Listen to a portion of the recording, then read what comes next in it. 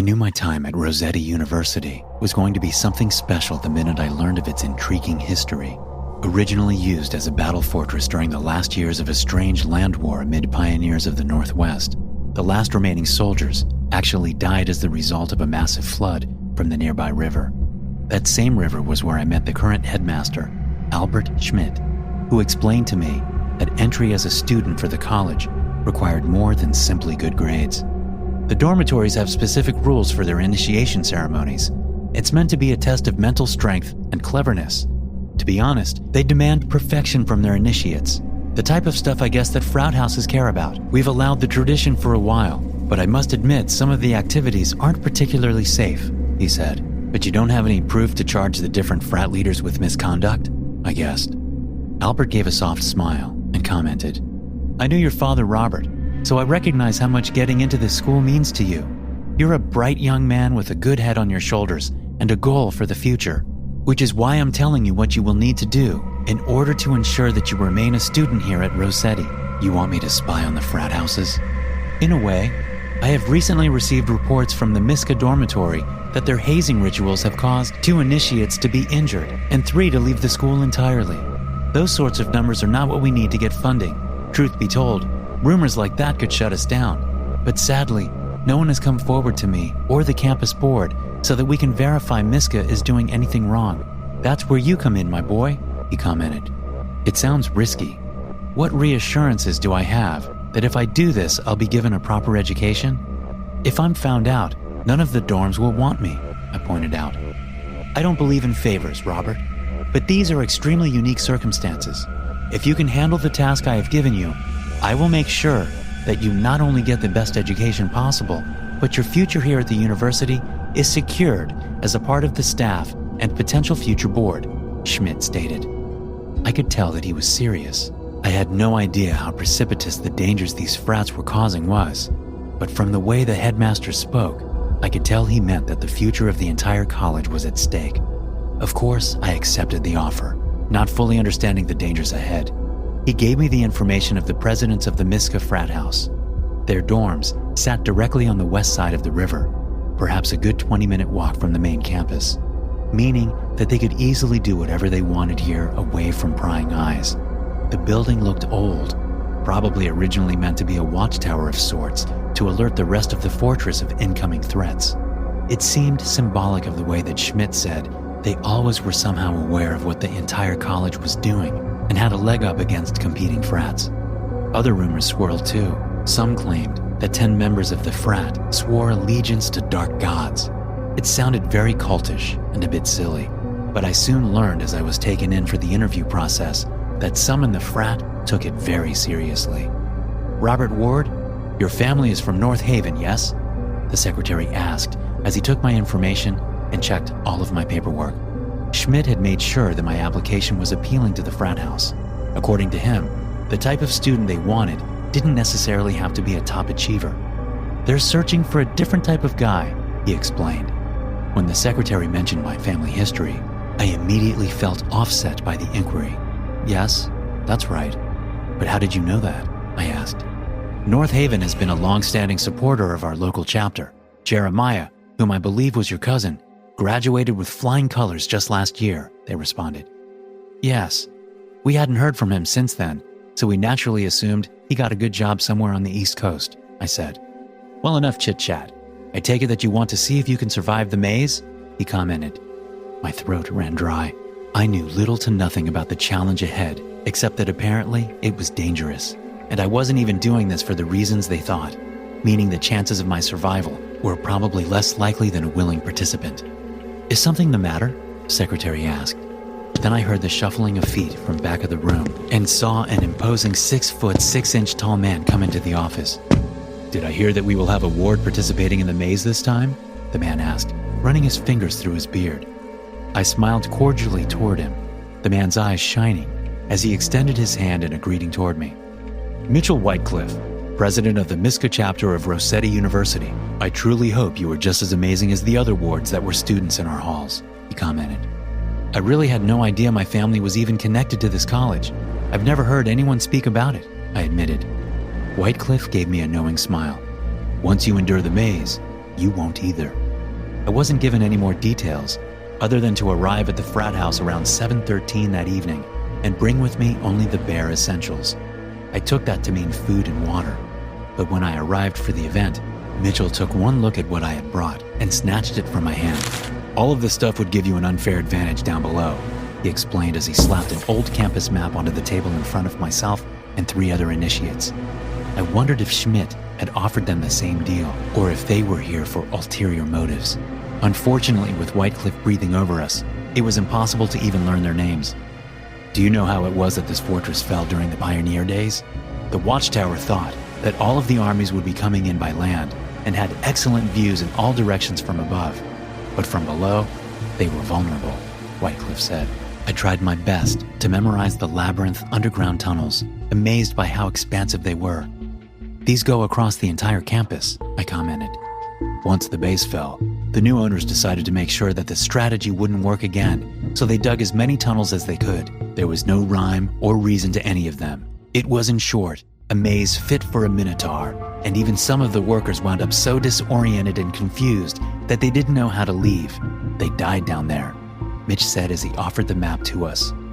"This is the only tool you will need tonight. Not that it will do you much good. There are at least 5 different versions of this map that were sketched out, and no one can agree on which is the accurate one. The rules are quite simple. For the event tonight, you will all be blindfolded and led to the depths of the tunnels. First one to escape before sunrise will be given a membership here at Miska," Whitecliff told us. A dozen different questions buzzed through my head as one of his charter members put bags over our heads and commented, "I will have you all grab a hold of this rope, and I will tug you along in the direction you need to go.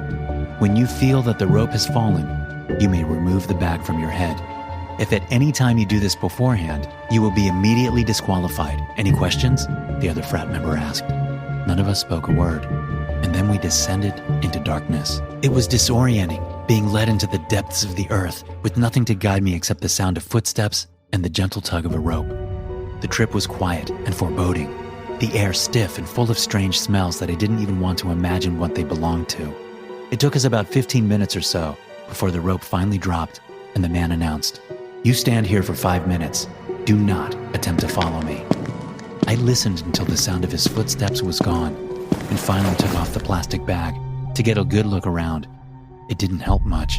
The tunnels were dark and lined with limestone and brick with hardly any distinguishing features except the occasional graffiti and spiderwebs. "This should be a piece of cake. I memorized the turns on the way down here," the guy next to me said, and he ran off to the left tunnel. I studied the different paths, debating which way to go.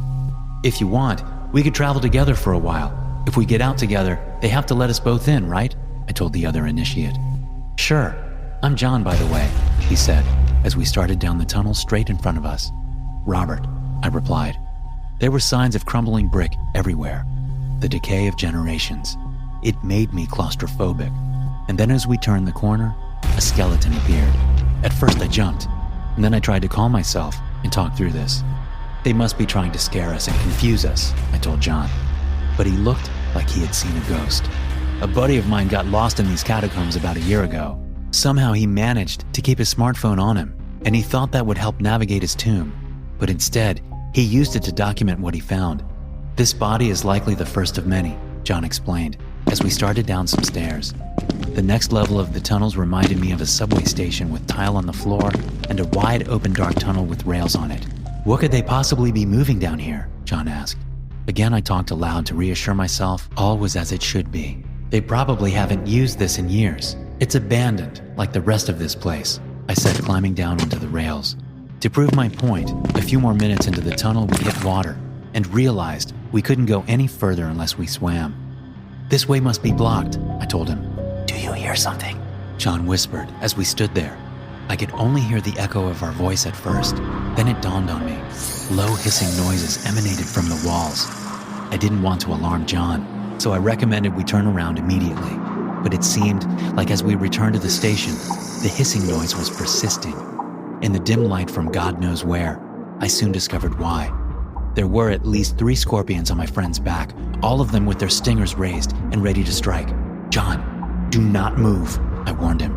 I had nothing to offer to swat the predator away, but slowly reached down to take off my shoe.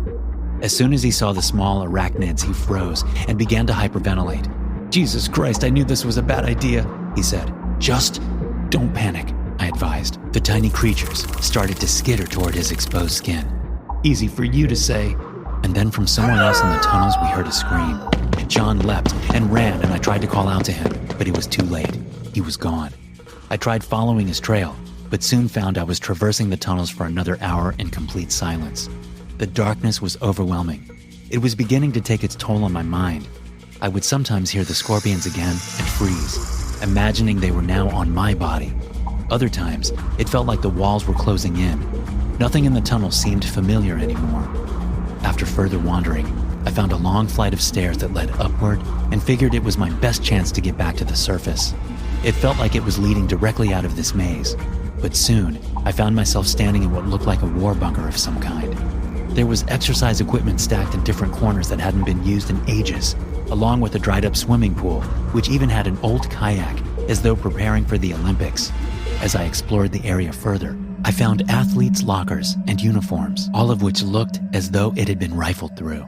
Then I heard a noise. "Don't make any sudden moves," I shouted. I didn't want them to be aware I had nothing to defend myself with. Then from the shadows, I saw the other initiate, stumbling and looking like he had just seen his worst nightmare. "You need to leave this place before they keep you here forever," he said, grabbing me and shoving me against the locker. "What are you talking about?" I asked. "I've seen what they do to us, to the ones that survive. This is no contest. It's a trap. It's a mind game." "You're delirious. Stay with me," I said as I helped them out toward the equipment. He slapped my hands away and snapped. "Don't you fucking get it? This is all a ruse. We were led here to be experimented on." Then they ran off the same flight of stairs I had just climbed. I looked toward the other end of the athletic center and saw another flight of stairs to what looked like a fire exit. My curiosity about his strange behavior got the better of me, and I decided to investigate. Something about this had felt wrong from the beginning, and as I descended again into another murky part of the catacombs, I felt as though this time I was going to the depths of hell itself. The farther I went, the more strange the environment felt. There were rock formations and strange carvings in the walls, almost as though it was meant for some ritualistic purpose. And then, just as darkness completely overtook me, I hit a wall. I felt around the edge of the wall, trying to get a sense of if this was really a dead end. It didn't make sense to me that the other initiate would be upset about something so normal. Then I felt a handle, and I pulled. A soft whirring noise filled the air, and the entire hall behind the door I was in front of became illuminated. I stepped into what looked like a secret laboratory. There were security monitors, medicine cabinets, and countless rows of data storage supercomputers, all watching every aspect of the campus above. As I explored, I soon realized that not only was this strange, secretive place still in constant use, but the things they were keeping an eye on were actually people. Students on the grounds above, each monitor labeled with numbers and symbols. What were they doing here? I moved toward the rear of the room, listening to the continuous hissing noises, the memories of the scorpions flashing in my mind. Then I saw something far more nightmarish than any insect could be. There were cryotanks, the kind that you only see in strange B-rated movies, and each one of them appeared to be growing what looked like humans. Most of them were unfinished, slowly metamorphosing before my eyes as my jaw dropped, and I felt a chill run down my spine. This was worse than the headmaster realized, but still, I needed to know why they were doing this. I sat down at one of the terminals and tried to log in. Unsurprisingly, the network was completely secure. Then I heard a strange groan from somewhere above me. It sounded like someone in pain. I found the stairs and climbed back up. As I approached the next floor, I found the guy that had led us here, heaving and trying to stand. He had been injured, attacked by someone or something. When he saw me, his eyes flashed in paranoia. "Get away! Don't get near me! Do you hear me?" he snapped. "What is this place? What have you done?" I whispered. "You wouldn't even understand. You have no idea how involved you already are in all of this," he spat back. "Tell me now, or I will leave you here to die," I snapped back. He laughed in a mad way, as though he wasn't even worried about that.